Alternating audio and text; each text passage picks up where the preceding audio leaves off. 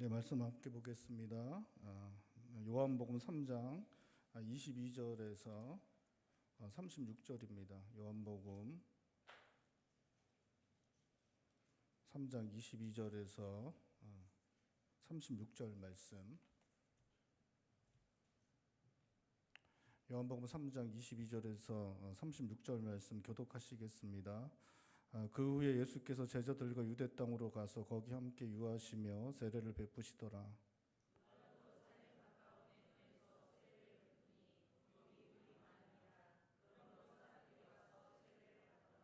요한이 아직 옥에 갇히지 아니하였더라.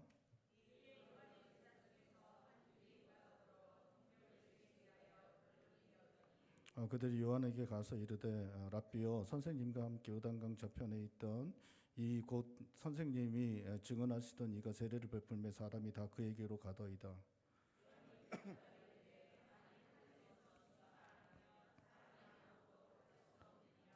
내가 말한 바 나는 그리스도가 아니요 그의 앞에 보내심을 받은 자라고 한 것을 증언할 자는 너희니라.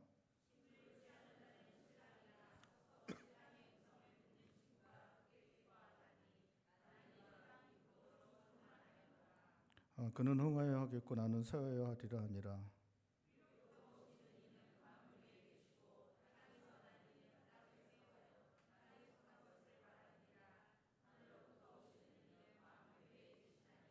그가 친히 보고 들은 것을 증언하되 그의 증언을 받는 자가 없도다.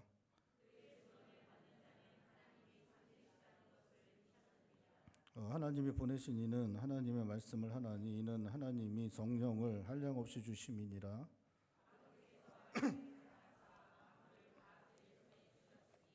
함께 보겠습니다.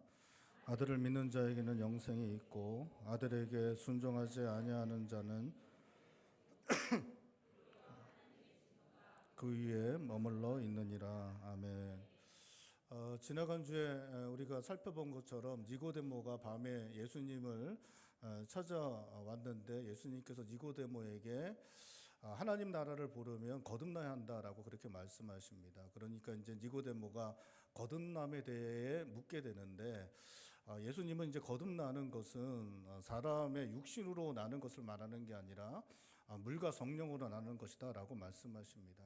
이제 물과 성령으로 난다고 할 때 이제 물로 난다는 물은 죄 씻음을 의미하는 것이고 죄 씻는 자가 성령으로 이제 거듭날 수 있다라고 그렇게 말씀하십니다. 성령으로 거듭나는 것은 하나님의 능력으로 이제 거듭나는 것을 말하는 것이고 하나님의 능력으로 거듭나는 것에 대해서 말씀하시면서 예수님은 하나님의 능력으로 거듭나는 것은 모세 때 출애굽 때에 불뱀에 물린 이스라엘 백성들 하나님께서 살리시기 위해서 놋뱀을 장대에 달아 이렇게 그것을 보는 자들은 살리심을 받는 것처럼 예수님께서도 이제 십자가에 달리실 것인데 십자가에 달린 예수님을 믿는 자들마다 이제 구원을 얻는다.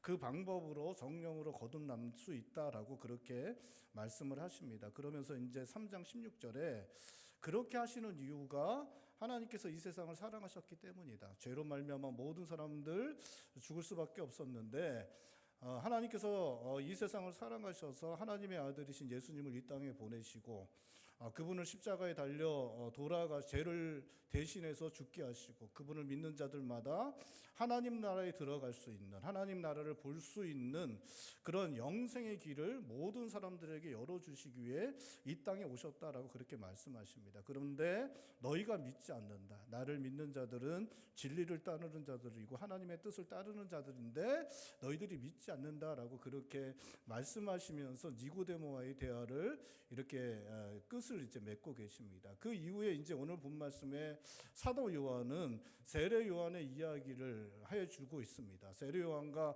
제자 사이의 이야기를 통해서 오늘 본 말씀에서도 동일하게 사도 요한은 예수님이 하나님의 아들이시고 하나님으로부터 보냄받은 하나님의 아들이시고 예수님을 통해서 영생을 얻을 수 있다라는 것을 세례 요한의 이야기를 통해 우리들에게 사도 요한은 말해주고 있는 것입니다.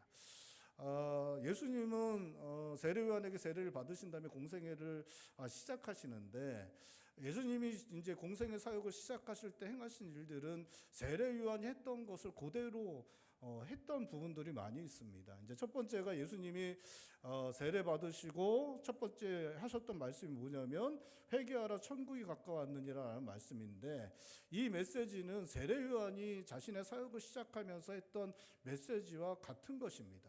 세례 요한도 회개하라 천국이 가까웠느니라 그렇게 이제 부르셨고, 예수님도 사역을 시작할 때 회개하라 천국이 가까웠느니라라고 그렇게 부르짖으면서 그 메시지를 전하셨습니다. 그리고 또 예수님이 하신 일이 있는데 세례 요한처럼 세례를 베푼 것입니다.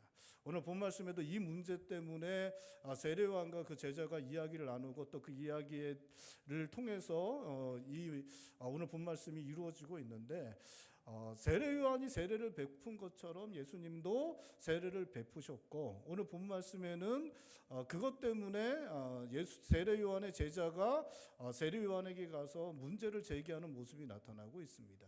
우리 25절 말씀 한 목소리 읽어볼까요? 25절입니다.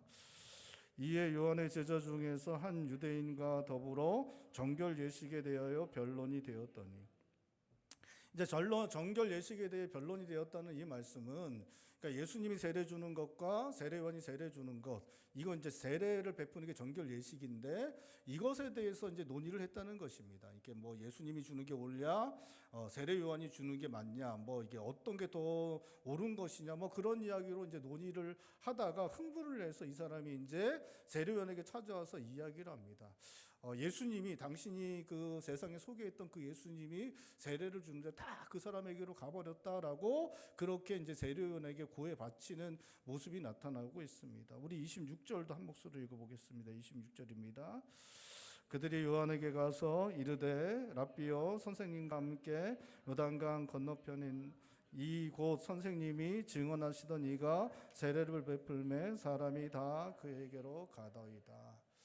이 세례를 베푸는 것, 이것은 원래 세례 요한이 하던 일이었습니다. 세례 요한이 세례 베푸니까 수많은 사람들이 세례 요한에게 와서 세례를 받았다라고 성경은 말하고 있습니다. 세리도, 군인들까지도 그렇게 세례 요한에게 와서 세례를 받았다라고 그렇게 말하고 있습니다. 세례 요한이 세례 베푸는 일을 너무 잘하니까, 원래 이름이 요한인데 그 앞에 뭐가 붙어요? 세례가 붙을 정도로 이 세례 요한에게 세례는 정말 뗄 수 없는 일이었습니다. 정말 이 사람의 일이 세례를 베푸는 일이었습니다. 그런데 예수님이 세례를 베풀기 시작하니까 모든 사람들이 다 예수님께로 갔고, 세례를 베풀던 세례 요한에게는 사람들이 오지 않게 되었다라고 그렇게 말하고 있는 것입니다.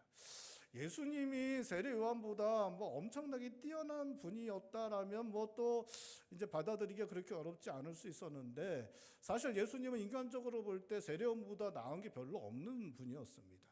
그러니까 세례 요한은 태어날 때부터 제사장의 아들로 태어났기 때문에 목수의 아들로 태어났던 예수님과는 뭐 격이 다른 인생이었습니다.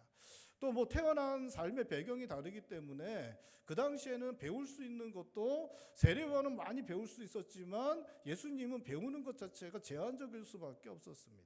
세례 요한은 많이 배운 사람이었고 예수님은 거의 배우지 못했던 그러한 사람일 수밖에 없는 그러한 환경이 그들이 태어난 환경이었습니다. 또 삶의 모습도 세례 요한이 훨씬 거룩했습니다. 세례 요한은 광야에 나가서 밤새도록 부르짖었습니다.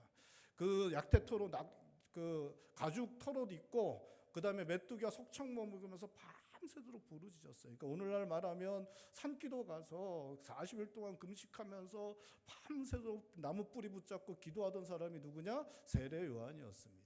근데 예수님은 어떤 분이냐면, 예수님의 별명이 죄인의 친구예요. 그리고 먹고 마시기를 탐하는 자였습니다.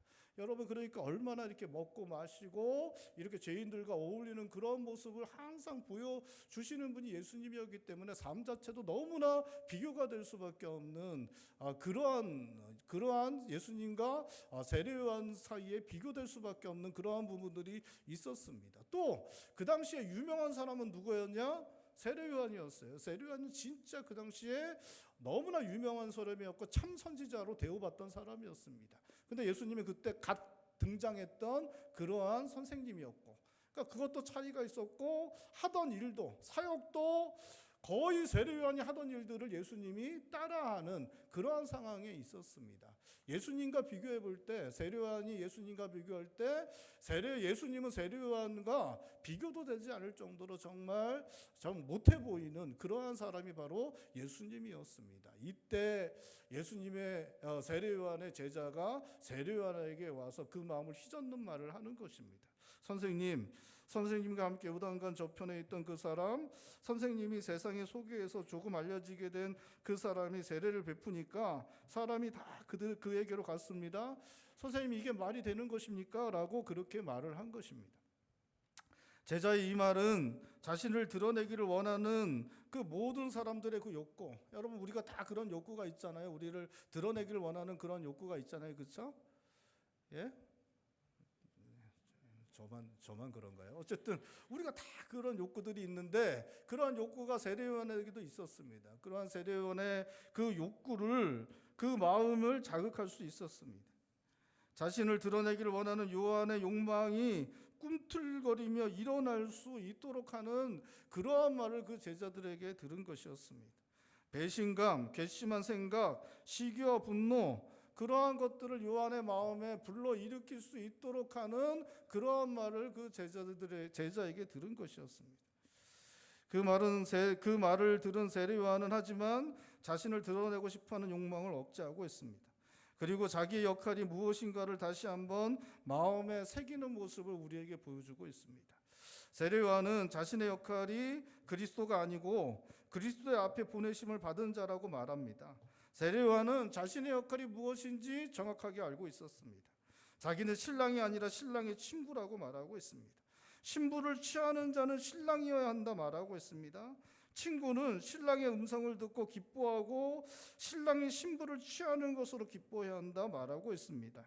나는 신랑의 친구가 가져야 하는 기쁨으로 충만하다라고 세례 요한은 고백하고 있습니다. 28절과 29절 말씀, 28절과 29절 말씀 우리 한 목소리로 읽겠습니다. 28절 29절입니다.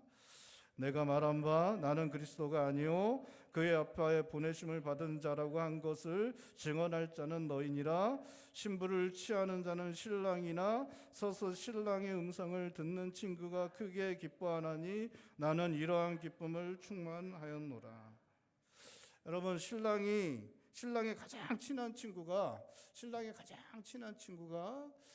신랑의 신부의 첫날 밤에 그 신방에 들어가서 그 신부를 취한다면 여러분 어떻겠습니까? 오늘 본 말씀에 세례 요한이 자기는 신랑의 신부를 취하지 않는다.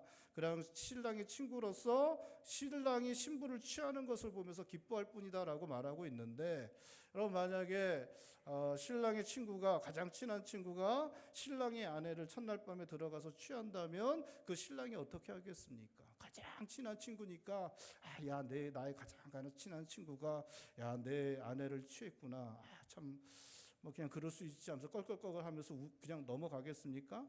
여러분 그렇지 않죠? 여러분 가장 친하기 때문에 분노는 더 커질 수밖에 없습니다. 믿고 사랑했던 친구였기 때문에 분노는 더 커질 수밖에 없습니다. 아마 끝까지 쫓아가서 그 친구를 갖다가 복수하는 일이 일어나게 될 것입니다. 여러분 신랑의 아버지는 어떻게 할까요? 신랑의 아버지도 마찬가지죠. 자기 아들처럼 생각했던, 자기 아들의 친구, 내 아들처럼 생각했던, 정말 사랑했던 그 친구, 아들의 친구가 그 아들의 신부를 취하는 일을 한다면 그 아버지도 분노에 사로잡혀서 끝까지 쫓아가서 그 아들의 친구에게 복수하는 일을 하고 말 것입니다. 세례 요한은 자신의 역할이 신랑의 친구라고 말하고 있습니다.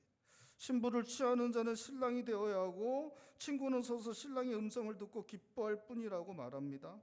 세례 요한은 예수님은 흥하여야 하고 자기는 세워야 할 것이다 라고 말하고 있습니다. 세례 요한은 신랑의 신부를 취하지 않습니다. 신랑의 신부를 자기가 취해서는 안 된다는 걸 알고 있었습니다. 자기는 마치 결혼식에서 신랑 친구들이 신랑의 신부를 취하는 것으로 기뻐하는 것과 같은 일을 해야 한다는 것 알고 있었습니다. 예수님에게 몰려가는 사람들이 자기에게로 오도록 하려는 것은 신부를 취하는 것과 같은 것이었습니다. 그것은 신랑인 예수님과 신랑의 아버지인 하나님의 진노를 사는 일이었습니다. 요한은 하나님께서 맡기신 일이 무엇인지 알았고 그 일에 충성하고 있습니다. 여러분, 신랑의 친구인 우리가 신랑이신 예수님의 신부를 취하면 예수님과 하나님의 진노를 받게 됩니다. 우리가 주님의 영광을, 하나님의 영광을 대신 취하게 되면 주님과 하나님의 진노를 받게 되는 것이 당연한 일인 것입니다. 세례요한이 자신은 신랑의 친구다, 자신은 신랑의 친구라는 것을 잊지 않고 있다라고 고백하는 것처럼 저도 잊지 않고 있는 것이 하나 있습니다. 제가 몇 번 말씀드렸지만 제가 예전에 어렸을 때 들은 설교 중에 그 목사님이 목사는 누구냐? 양을 칠 때 목자는 누구냐? 목자가 누구예요? 예? 목자는 누굽니까? 예수님이죠. 예수님이 목자예요. 그럼 목사는 누구냐? 목사는 누구예요? 목사는 개. 양을 칠 때 예수님이 부리는 개. 그 뭐라 그래? 목견이라 그러나? 목견이라 그러나요? 하여튼 개 있잖아요. 양을 칠 때 양떼를 치는 개다라고 그때 제가 어렸을 때 그렇게 그 말씀하신 것을 들은 걸 전 아직도 잊지 않습니다. 저는 세례요한은 자기가 신랑의 친구라는 것을 기억하는 것처럼 저는 양칠 때 예수님이 부리는 개, 저한테 개라고 부르시면 안 됩니다. 개라는 걸 저는 항상 잊지 않고 목회하라고 노력하고 있습니다. 여러분, 목사, 또 사역자, 또 성도님들도 마찬가지입니다. 교회를 섬기는 성도님들도 마찬가지입니다. 하나님의 영광을 취하려 하면 하나님이 진노하실 것입니다. 헤롯 대왕이 하나님의 영광을 취했을 때 헤롯 대왕이 아니죠. 그 사람 헤롯 대왕은 아닌데 헤롯이 하나님의 영광을 취했을 때 사도행전에서 헤롯이 어떻게 됐습니까? 예전 성경은 충이 먹어 죽었다라고 그렇게 하나님의 진노로 죽임당했다라고 그렇게 성경은 말하고 있습니다. 목사든 사역자든 교회를 섬기는 어떤 사람이든 하나님의 영광을 대신 취하게 되면 결국 하나님의 진노를 받을 수밖에 없고, 그렇게 되지 않기 위해서 세례요한은 신랑의 친구로서의 기쁨으로 충만하다, 그것으로 만족한다라고 그렇게 말해주고 있는 것입니다. 여러분, 믿는 자들의 가정과 교회, 또 살아가는 삶의 현장에서도 마찬가지입니다. 여러분, 믿는 자들의 가정, 교회, 살아가는 삶의 현장에서 하나님의 뜻이 이루어져야 합니다. 여러분, 믿는 자들의 가정, 교회, 또 삶의 현장, 그 모든 것을 맡겨주신 분은 누구십니까? 하나님이십니다. 우리의 가정을 하나님께서 우리들에게 맡겨주셨습니다. 또 우리 교회도 마찬가지죠. 우리의 삶의 현장도 마찬가지입니다. 다 하나님께서 맡겨주신 것이기 때문에 그곳에서 이루어져야 되는 것은 맡겨주신 분의 뜻입니다. 바로 하나님의 뜻이 이루어져야 합니다. 우리의 가정에서, 교회에서, 우리가 살아가는 곳에서 하나님의 뜻이 명백함에도 내 뜻을 주장하려고 하는 것은 합당한 것이 아닙니다. 하나님의 영광을 취하려고 해서도 안 됩니다. 하나님께서 맡기신 가정에서, 교회에서, 삶의 현장에서 하나님의 뜻과 영광이 아니라 내 뜻과 영광이 드러내려고 한다면 하나님의 칭찬이 아니라 하나님의 진노가 주어질 수 있습니다. 여러분, 우리가 잘 아는 것은 우리에게 맡기신 하나님의 뜻이 이루어지도록 자기에게 맡겨진 역할이 무엇인지 알고 그것을 잘 감당해내는 것입니다. 정말 잘하는 것은 우리들에게 맡겨주신 것이 무엇인지 알고 그 맡겨진 일을 하는 것이죠.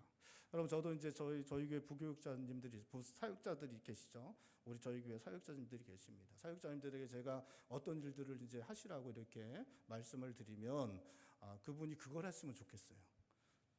저는 그분이 그걸 했으면 좋겠습니다. 그렇죠? 예? 저는 제가 이제 맡겨드린 좀 이것 좀 해주십시오라고 하면 그분이 그걸 하기를 원하죠. 제가 이걸 하라고 그랬는데 이거 안 하고 딴 거 하면 제 마음이 어떻겠습니까? 터지죠. 속이 터지. 그렇잖아요. 제가 이걸 좀 잘하세요, 이걸 좀 해주십시오 했는데 이거는 안 하고 딴 걸 잘하고 뭐 딴 걸 이렇게 해요. 그러면 딴 게 잘 되고 그러면 제가 좋을까요? 안 좋습니다. 그건 별로 안 좋아요. 그게 아무것도 아니죠. 그렇죠? 이걸 잘해. 제가 좀 이걸 좀 잘해 주세요 한 걸 갖다가 하기를 원하죠. 그렇죠? 저만 그런 거예요. 다 그렇지 않나? 하여튼간 그렇지 않습니까? 맡겨준 거를 하기를 잘하는. 그러니까 주님이 우리들에게 맡겨주신 것, 그 맡겨주신 것을 잘하기를 우리 주님은 우리들에게 기대하시는 것이죠. 우리 가정도 교회도 우리에게 맡겨주신 것도 그 맡겨주신 대로 잘하는 것, 그것이 가장 중요한 것입니다. 그것이 가장 좋은 것입니다. 그런데 우리의 감정과 생각은 우리를 착각하게 만들 때가 너무나 많습니다. 우리의 감정과 생각은 우리를 착각하게 할 때가 너무나 많습니다. 그래서 우리가 뭔가를 해야만 된다고 생각을 합니다. 그리고 우리가 뭔가를 해야 되고 우리가 뭔가를 해서 만들어지는 결과에 의해서 우리는 기뻐하기도 하고 또 절망하기도 하고 낙심하기도 합니다. 그래서 우리가 뭔가를 하고 우리가 생각하는 어떤 결과 그것들이 이루어질 때 우리는 기뻐하고 계속 하겠다라고 생각을 하고 우리가 생각하는 대로 되지 않고 또 내가 한 것이 없고 뭐 이렇게 되면 낙심하고 절망하고 이 때려치겠다라고 그렇게 생각할 때가 많이 있습니다. 여러분, 그런데 내가 만족할 만한 결과를 가져오고 내가 어떠한 일을 했는지는 사실 하나님 앞에서 별로 중요하지 않습니다. 제가 이렇게 사역자들에게 뭐 좀 해주십시오라고 얘기했을 때 그거 안 하고 딴 거에서 잘해서 뭐 딴 거에서 실력 뭐 이렇게 결과를 가지고 한 것에 대해서 제가 별로 이렇게 좋아하지 않는 것처럼 하나님도 마찬가지십니다. 하나님께서 맡겨주신 일들 하나님의 뜻대로 되지 않으면 하나님 앞에서는 별로 의미가 없습니다. 아무리 내가 보기에 잘 되고 내가 보기에 좋고 내가 보기에 이렇게 많은 열매를 맺은 것 같아서 내가 흡족해도 하나님께서 맡겨주신 것을 하나님의 뜻대로 하나님의 원하시는 대로 되어지지 않으면 하나님 앞에서는 아무런 의미도 없을 수 있습니다. 오히려 하나님 앞에 하나님의 진노가 쏟아질 수도 있는 것입니다. 그렇기 때문에 우리는 우리에게 맡겨주신 일들을 그 맡겨주신 분의 뜻이 무엇인지 알고 그 뜻대로 해야 하는 것, 그것이 너무나 중요한 것입니다. 여러분, 우리의 가정을 하나님 맡겨주셨습니까? 아침이라서 입 여는 것조차도 별로 이렇게 여러분, 우리의 가정을 하나님 맡겨주셨습니까? 우리 교회도 하나님 맡겨주셨습니까? 여러분, 그럼 맡겨주신 그분이 원하시는 것이 무엇인지 알아야 합니다. 그렇기 때문에 우리가 하나님의 말씀을 읽어야 되는 것이고 하나님 말씀을 통해 우리들에게 말씀하시는 대로 우리의 가정을 섬기고 우리의 교회를 섬기는 일들을 해야 하는 것입니다. 그것이 맡겨주신 분의 뜻을 따라 우리가 행하는 것입니다. 오늘은 사실은 종교개혁 기념주일이에요. 그래서 루터가 종교개혁을 반박문을 이렇게 내걸어서 시작돼서 루터로 말미암아 또 이제 칼빈과 쯔빙글리와 이런 사람들이 이제 종교개혁자들이 종교개혁을 일으켰는데 사실은 그 이전부터 엄청나게 많은 사람들이 그 피 흘려서 종교개혁을 시작했습니다. 그래서 종교개혁을 통해서 우리들에게 온 가장 큰 것, 그것은 바로 하나님의 말씀을 우리가 이제 읽을 수 있게 됐다는 것입니다. 하나님의 말씀을 받고 읽을 수 있게 됐다는 거예요. 이것이 너무나 중요한 것은 하나님의 뜻을 알 수 있기 때문에 그러한 것입니다. 하나님의 말씀을 통해서만 우리가 하나님의 뜻을 알 수 있는 것입니다. 우리가 가정 또 교회 우리에 맡겨주신 것들을 하나님의 뜻대로 섬기려면 하나님의 뜻을 알아야 하고 하나님의 뜻을 알려면 하나님의 말씀을 읽어야 하는 것입니다. 그리고 하나님의 말씀을 통해 하나님의 뜻을 알고 그것을 통해 우리에게 맡겨주신 가정, 교회, 우리의 인생을 하나님 맡겨주신 대로 충성스럽게 섬기는 삶을 우리가 살아가는 것, 그것이 하나님을 기쁘시게 하는 삶인 것입니다. 사랑하는 성도 여러분, 우리에게 맡겨주신 가정과 교회, 우리의 인생을 하나님의 맡겨주신 하나님의 뜻에 따라 섬겨나가는 그런 충성스러운 삶을 살아가시는 성도님들 되시기를 바랍니다. 여러분, 그것을 위해서 우리가 배워야 할 것이 하나 있는데 그것은 하나님의 뜻이 이루어질 때 기뻐하는 법을 배우는 것입니다. 우리는 다 죄악된 본성 때문에 신랑이 신부를 취할 때 기뻐요. 우리는 신랑의 신부를 취할 때 기쁩니다. 신랑의 친구들처럼 이렇게 세례요한처럼 친구가 신랑이 신부를 취하는 걸 보며 기뻐하면 참 좋겠는데 그렇게 하는 것이 참 쉽지 않습니다. 죄악된 본성 때문에. 그렇기 때문에 우리는 점점 믿음의 시간들이 흘러갈수록 우리는 배워야 합니다. 우리의 본성이 원하는 대로 이루어지는 것 때문에 기뻐하는 것이 아니라 우리의 욕심이 이루어지는 것 때문에 기뻐하는 것이 아니라 하나님의 뜻이 이루어지는 것을 바라보면서 기뻐하는 법을 배워야 하는 것입니다. 그래서 세례요한처럼 이렇게 고백할 수 있어야 됩니다. 신랑의 친구로서 신랑이 신부를 취하는 것만 보더라도 나는 마음에 기쁨이 너무 충만하다. 사람들이 다 예수님께로 몰려가지만 예수님께로 몰려가는 그 사람들을 바라보면서 내 마음에 기쁨이 충만하다라고 세례요한이 고백하는 것처럼 우리도 우리의 믿음의 횟수가 지나갈수록 하나님의 뜻이 이루어지는 것을, 우리 가정에 하나님의 뜻이 이루어지는 것을 바라보면서 기뻐하는 일들이 우리 가운데 일어날 수 있어야 하는 것입니다. 사랑하는 성도 여러분, 하나님의 뜻대로 섬기는 것이 잘하는 것입니다. 여러분, 하나님 뜻대로 충성스럽게 가정에서, 교회에서, 주어진 인생에서 그렇게 충성스럽게 섬겨 나가실 수 있는 성도님들 되실 수 있기를, 세례요한처럼 이렇게 끝까지 변함없이 충성하는 모습으로 살아가시는 성도님들 되실 수 있기를 주님의 이름으로 축원드립니다. 세례요한은 자신의 역할이 무엇인지 알고 있었습니다. 욕망에 사로잡혀 자신의 역할을 망각하지 않았습니다. 자신의 역할이 예수님께 세례를 주고 예수님을 세상에 소개시키는 것이라는 것을, 그의 인생의 목적은 예수님께서 흥하게 되는 것을 보는 것임을 잊지 않았습니다. 끝까지 하나님께서 맡기신 일들을 순종함으로 받아들였습니다. 세례요한은 딴 길로 가지 않았습니다. 자기 영광이라는 거대한 욕망과 싸워 이기고 자신의 본분을 지켰습니다. 세례요한은 3장 30절에 예수님은 흥하여 하겠고 나는 쇠하여 하리라 말하고 있습니다. 세례요한은 예수님은 더욱더 크고 번성케 되셔야 하고 그것을 위해서는 자신은 작아져도 상관없다 말하고 있습니다. 31절부터 36절까지에는 세례요한이 예수님은 흥하여 하고 자신은 쇠하여 할 것이라고 말한 이유에 대해 우리들에게 말해주고 있습니다. 31절에 예수님은 위로부터 오시는 분이시고 자신은 땅에 속한 자라고 합니다. 위로부터 오시는 분이신 예수님은 만물 위에 계시는 분이시고 예수님이 말씀하시는 하나님의 뜻은 예수님이 친히 보고 들은 것을 말씀하시는 것이라고 말하고 있습니다. 예수님은 하나님으로부터 오신 분이고 하나님의 아들이고 하나님의 말씀을 가지신 분이다라고 그렇게 말하고 있는 것입니다. 33절에 예수님의 말씀을 받는 자는 하나님을 참되시다고 하는 고백이 진실되더라라고 말합니다.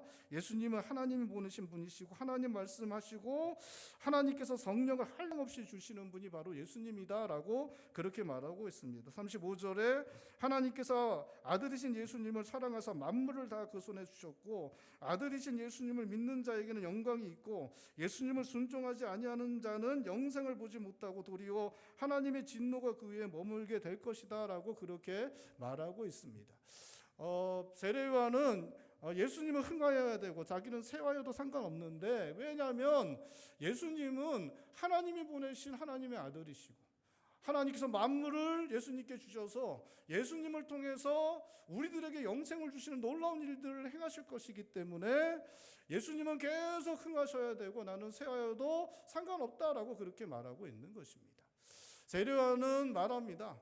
사람들이 다 저렇게 몰려가야 그렇게 몰려갈 때, 그렇게 예수님이 흥할 때에 저 사람들에게 하나님의 뜻이 이루어진다. 예수님을 통해서, 하나님의 아들인 예수님을 통해서 하나님의 뜻이 이루어지고 그 사람들이 영생에 이르는 놀라운 일들이 일어난다. 저 사람들이 나를 계속 따라봤자 아무 일도 일어나지 않는다. 저 사람들이 다 나를 따라봤자 아무 일도 안 일어난다. 나는 할 것이 뭐가 있냐면 나는 저 사람들을 저 예수님께로 보내는 것, 그것이 내가 할 일이다. 저 사람들이 다 예수님께로 가야 예수님이 흥해져야 하나님의 뜻이 이루어지고 사람들이 영생에 이르는 놀라운 일들이 일어난다. 나는 쇠하여져도 상관없다. 왜냐하면 나에게 저 사람들이 와봤자 내가 할 수 있는 일은 하나밖에 없다. 나는 저들을 예수님께로 보내는 일, 그것은 내가 해야 되는 일이다 라고 그렇게 말해주고 있는 것입니다. 여러분, 예수님이 흥해져야 합니다. 여러분, 우리 가정에서도 마찬가지입니다. 우리 교회에서도 마찬가지입니다. 우리가 살아가는 곳에서도 마찬가지입니다. 여러분, 흥해져야 될 분은 바로 예수님이십니다. 예수님이 흥해지시면 하나님의 뜻이 이루어지게 될 것입니다. 그리고 하나님께서 우리들에게 약속하신 하나님의 아들로 말미암아 우리들에게 허락하시는 영생의 놀라운 일이 우리 가운데 이루어지게 될 것입니다. 우리 가정에서 우리가 흥하면 이루어지는 일은 거의 없습니다. 그러니까 우리가 흥해진다는 것은 우리의 말빨이 먹힌다는 거죠. 우리의 말빨이 먹히는 거예요. 아버지들의 말빨이 먹히면 얼마나 좋겠습니까? 이거는 뭐 말씀과 상관없이. 근데 뭐 말빨이 먹히면 뭐 하겠습니까? 그렇죠? 이루어지는 게 별로 없습니다. 여러분, 사람이 우리가 집안에서 우리가 흥하고 우리의 말빨이 먹히고 내가 영광을 받고 아버지가 예전처럼 집에 들어가면 어머니가 세수대야 닦아고 오고 딸들 아들은 그냥 안마하고 얼마나 좋습니까? 그런 일들이 일어나면 참 좋겠지만 여러분 그래봤자 이루어지는 것은 아무것도 없어요. 아무것도 없어요. 하나님 앞에서 아무것도 없습니다. 그냥 아내들 더 고생하고 딸들 아들들 더 고생하고 눈물 흘리고 그런 일들밖에는 아무것도 없어요. 여러분 사람이 우리가 가정에서 흥해져봤자 일어나는 것은 아무것도 없어요. 세례요한이 이야기하는 것처럼 내가 흥해져봤자 아무 일도 일어나지 않는다. 그 말이 우리가 흥해져봤자 가정에서 일어나는 일은 아무것도 없습니다. 우리 가정에서 예수님이 흥해져야 우리 가정에 하나님의 뜻이 이루어지고 하나님의 영광스러운 영상의 역사가 일어나고 우리 가정이 가정천국 하나님 나라가 되는 일이 일어나게 되는 것입니다. 우리 교회에서도 마찬가지입니다. 여러분 목사의 목소리가 높아져봤자 뭐 하겠습니까? 여러분 성도 개개인들이 이 민주주의 시대에 여러분 개개인들의 목소리가 높아져봤자 교회가 뭐가 되겠습니까? 세상 집단과 다를 것 없는 그런 집단이나 되겠죠, 여러분. 교회 안에서 누구의 말씀이 높아져야 됩니까? 우리 주님의 말씀이 높아져요. 우리 주님만 높임 받으시고 우리 주님이 흥해지셔야 됩니다. 그래야 교회 안에서 하나님의 뜻이 이루어지고 하나님의 구원의 역사, 영생의 역사가 일어나 하나님 나라가 임하는 놀라운 일들이 교회 가운데 이루어지게 되는 것입니다. 여러분, 우리 주님이 흥하셔야 됩니다. 우리 주님이 높임을 받으셔야 됩니다. 우리 가정에서 교회에서 우리가 살아가는 곳 어디에서나 우리 주님이 높임 받으시고 흥해질 때에 하나님의 뜻이 이루어지고 구원과 영생의 역사가 일어나고 하나님 나라가 임하고 확장되어지는 놀라운 일들이 우리 가운데 일어나게 되는 것입니다. 사랑하는 성도 여러분, 주님을 높이시는 삶을 살아가시는 성도님들 되시길 바랍니다. 가정에서 자녀들에게 남편과 아내에게 주님이 높아지도록 말씀하실 수 있는 성도님들 되실 수 있길 바랍니다. 우리의 삶의 연장에서도 주님을 높이고 주님이 흥하시다면 내가 세워져도 상관없다라는 고백이 우리의 고백이 되는 그런 삶을 살아가시는 그러한 성도님들 되시기를 바랍니다. 사도 요한은 니고데모의 이야기를 통해서도 예수님이 하나님으로부터 오신 분이시고 영생을 우리에게 주시는 분이시다라고 그렇게 말씀하고 그 말씀을 전하고 있습니다. 오늘 세례 요한의 이야기를 통해서도 이 세례 요한의 이야기를 통해서 사도 요한은 우리들에게 예수님은 하나님으로부터 오신 분이고 하나님의 아들이고 예수님을 통해서 우리들에게 영생을 주시는 일들을 하신다라고 우리들에게 이야기를 하고 있습니다. 우리의 삶을 통해서 우리 예수님이 드러나고 우리 예수님으로 말미암아 하나님께서 우리들에게 주시기를 원하시는 가장 좋은 그 구원과 영생의 역사 또 그 하나님의 백성으로 살아갈 때 하나님께서 우리들에게 주시는 놀랍고 아름다운 것들로 충만한 삶을 살아가실 수 있는 성도님들 되시기를 주님의 이름으로 축원드립니다. 기도하시겠습니다.